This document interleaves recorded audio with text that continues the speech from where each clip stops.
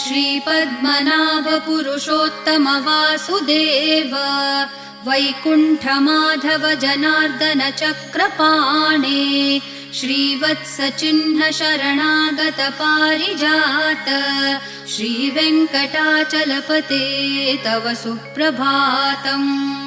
कन्दर्पदर्पहर सुन्दर दिव्यमूर्ते कान्ताकुचाम्बुरुह कुड्मललोल दृष्टे कल्याण निर्मल गुणाकर दिव्यकीर्ते श्रीवेङ्कटाचलपते तव सुप्रभातम्। मीनाकृते कमठकोल नृसिंहवर्णिन् स्वामिन् परश्वथ तपोधन रामचन्द्र शेषांश राम यदुनन्दन कल्किरूप श्रीवेङ्कटाचलपते तव सुप्रभातम्।